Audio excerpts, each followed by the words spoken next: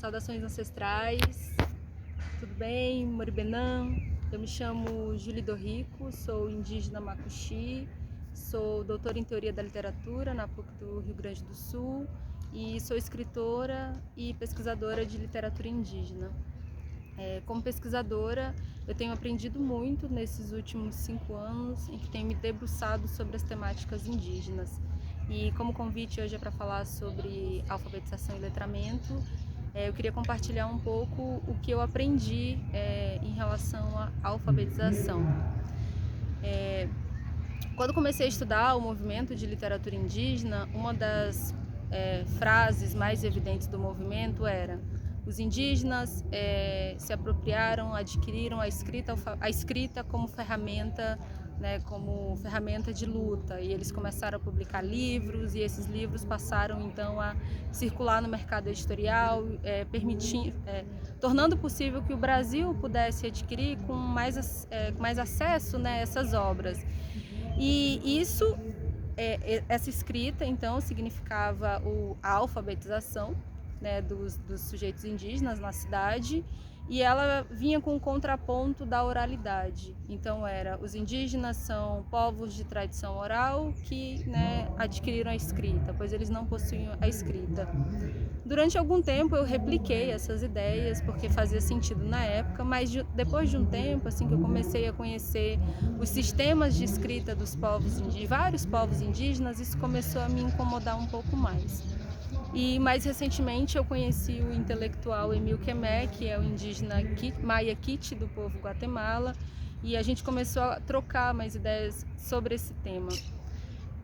Quando eu comecei a conhecer as escritas dos povos indígenas, e essas escritas elas também têm um sistema, um sistema de escrita que faz sentido para aquele povo, que faz sentido, que tem códigos, que tem significados, que tem linguagens.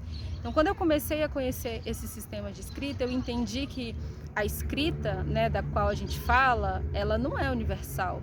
A gente tem uma escrita alfabética. Essa escrita alfabética, então, do Ocidente, ela passa a ser imposta, aos outros povos, os povos que foram colonizados, como os povos indígenas, e essa escrita vai tendo predominância sobre as escritas indígenas que vão sendo apagadas, mas que de muitas formas sobreviveram, na memória desses povos. Então, essas escritas, elas estão presentes nas pedras, e embora elas sejam chamadas de petróglifos e hieróglifos e não sejam reconhecidas como escritas vivas hoje, mas esses petróglifos, esses hieróglifos, além deles tem o grafismo, que é uma linguagem que se faz presente no corpo. Esse grafismo está presente na cestaria, nas artes, nos colares, nas roupas que os indígenas fazem, e essa escrita, muitas vezes ela é utilizada para celebrar a memória indígena, ela ainda está presente. Talvez ela não tenha tido maior desenvolvimento exatamente pelo sistema,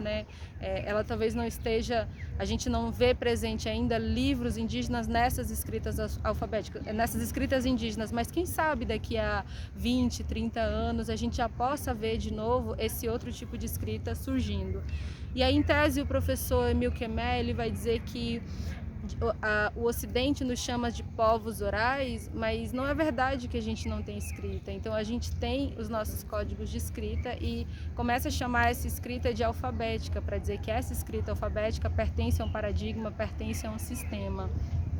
Nisso tudo eu aprendi então que cada vez que a gente adentra um pouco no estudo, dos povos indígenas, se aproxima e começa a ver um pouco eles mais de perto, assim, e a literatura indígena tem oportunizado isso, os livros que os parentes têm publicado de autoria própria têm permitido isso, a gente vai entendendo que todas essas construções culturais, elas estão ali num jogo de poder, então numa disputa por quem vigora mais, quem vai estar impresso nesses livros, quem não vai estar, quem são os autores, quem são os autores que vão ficar de fora desse sistema de literatura.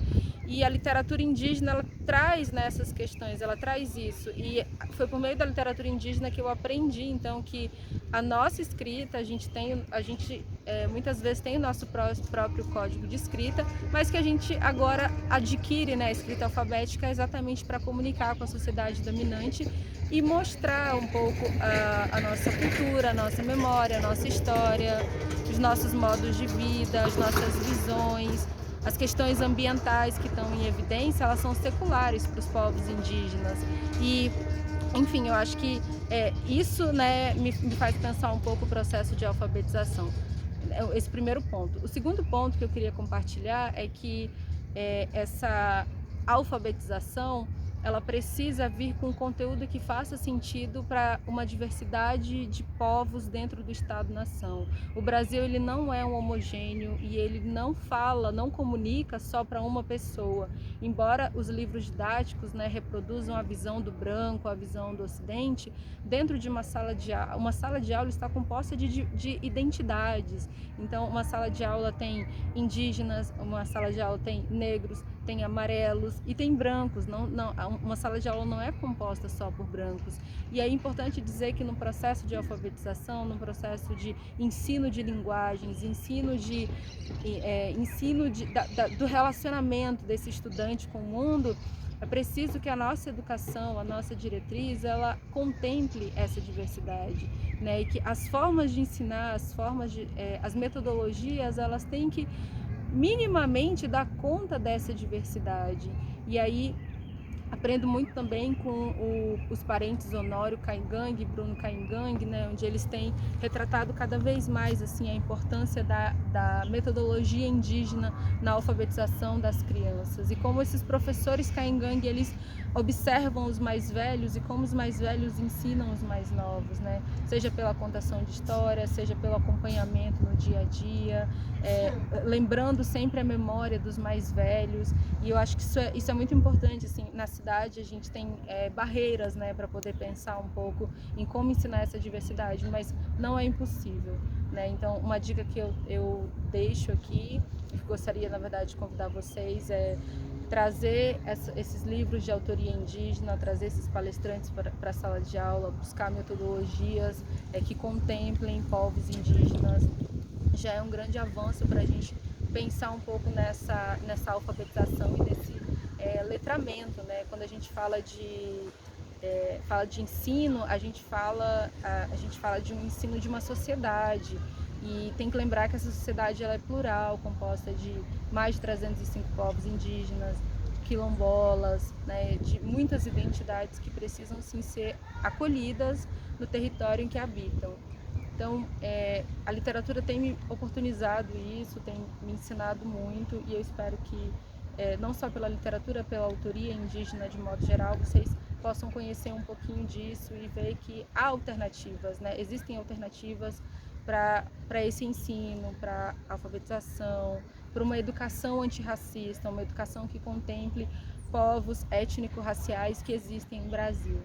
Bom, espero ter ajudado, espero, né, ter compartilhado um pouquinho essa minha reflexão, que eu tenho aprendido, e sempre convidando vocês para, de fato, conhecer, né, conhecer esses povos, conhecer os povos indígenas do Brasil. Até mais.